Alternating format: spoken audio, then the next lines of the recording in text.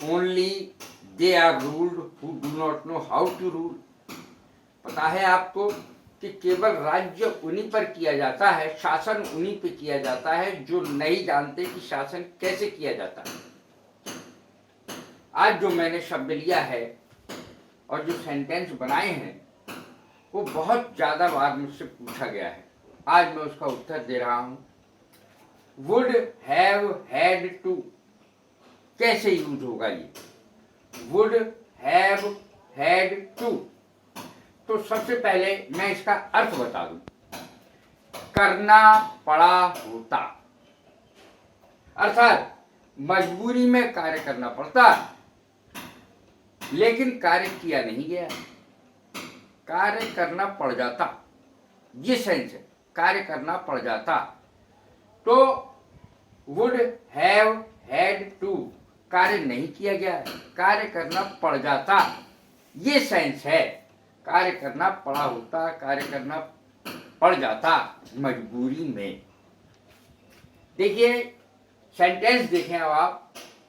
पहले तो फार्मूला देखें इन सेंटेंसेस का। फार्मूला क्या होता है?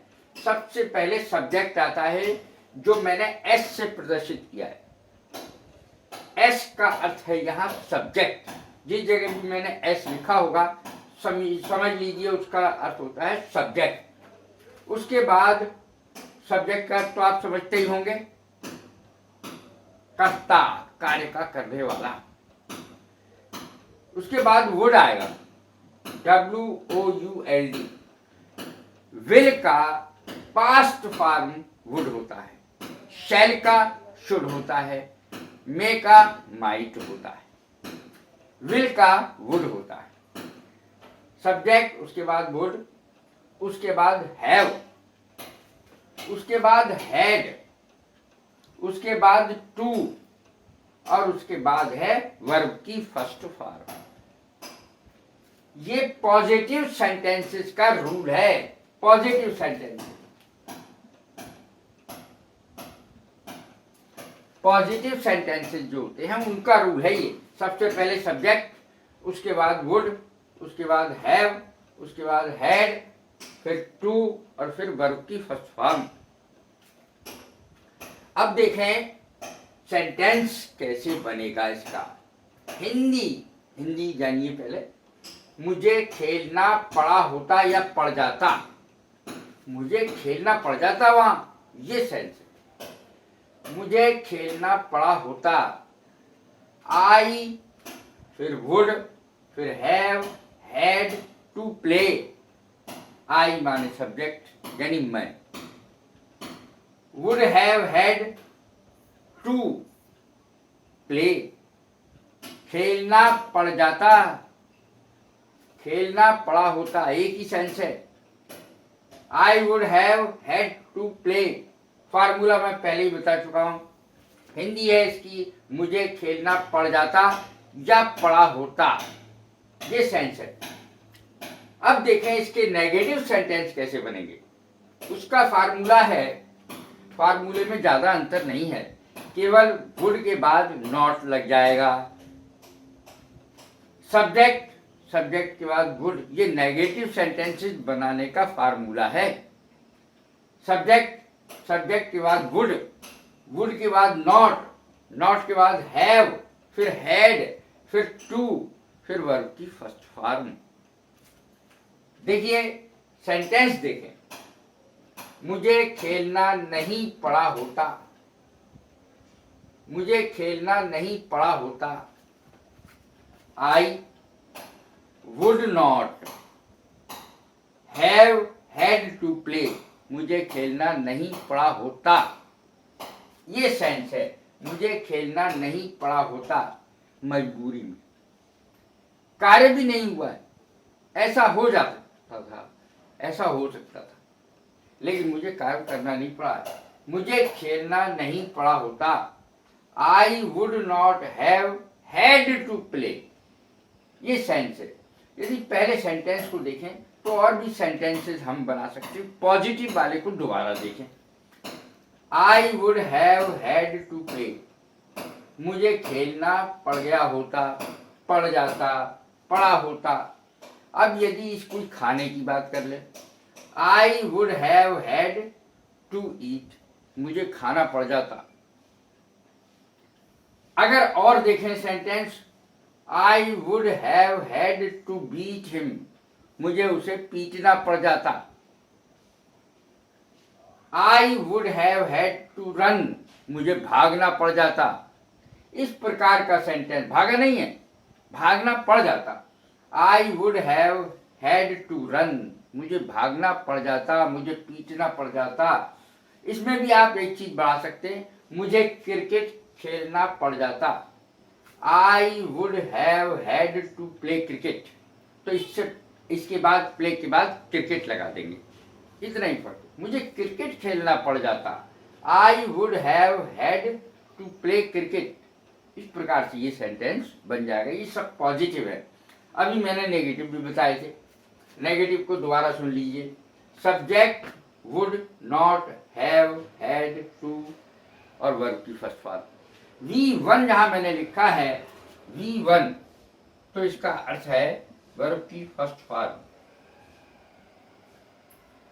अब देखें इसका I would not have had to play, मुझे खेलना नहीं पड़ा होता या पड़ जाता। तो इसके पश्चात मैं लूंगा इंटेरोगेटिव सेंटेंसेस और उसका फार्मूला बताऊंगा। तो इंटेरोगेटिव सेंटेंसेस जिसमें क्या लगता है, विशेष रूप से उसको देखें। क्यों लगता है वाले नहीं, क्यों, कैसे, वो वाले नहीं, क्या, जिसके वाक्य के शुरू में क्या आएगा। जैसे क्या मुझे खेलना पड़ा होता, क्या मुझे खेलना पड़ा होता, तो क्या है, वुड पहले लगेगा, वुड के बाद सब्जेक्ट, सब्जेक्ट के बाद हैव, फिर उसके बाद हैड, फिर टू, फिर वर्ब की first form. Would I have had to play, क्या मुझे खेलना पड़ा होता या पड़ जाता।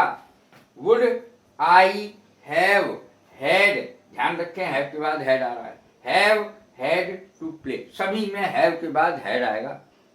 Would I have had to play, क्या मुझे खेलना पड़ा होता। तो इस प्रकार से इसमें क्वेश्चन मार्क भी अंत में जरूर लगता है, क्योंकि ये क्वेश्चन वाला ही वाक्य है। अब देखें वो वाक्य वाई वाले जिसमें शब्द लगते हैं, क्वेश्चन वर्ड लगते हैं, वो वाक्य कैसे बनाएंगे।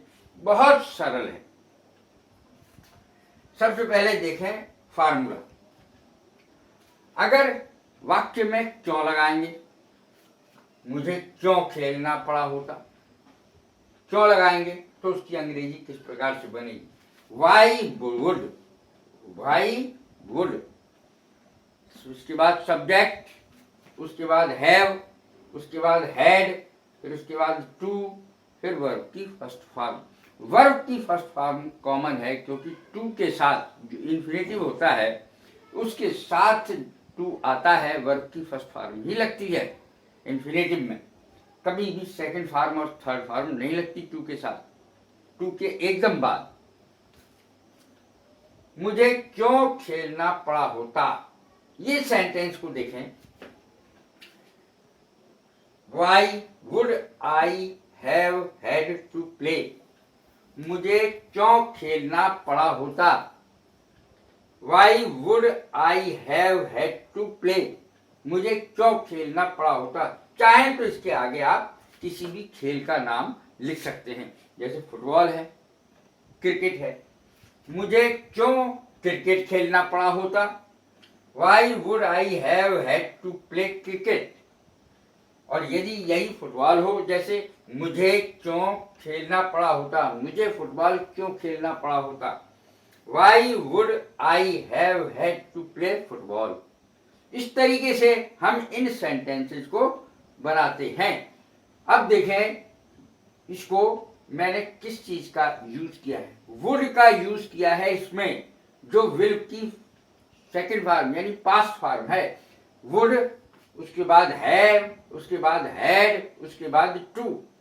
और अर्थ क्या है, करना पड़ा होता या करना पड़ जाता, मजबूरी में कार्य किया होता। ध्यान रखें, मजबूरी में कार्य किया होता, लेकिन कार्य नहीं किया गया है, कार्य नहीं किया गया है। तो यदि ये आपको अच्छा लग रहा हो, ये मेरी वीडियो पसंद आ रही हो, तो शेयर करें, लाइक करें, सब्सक्राइब करें। God bless you, thank you very much.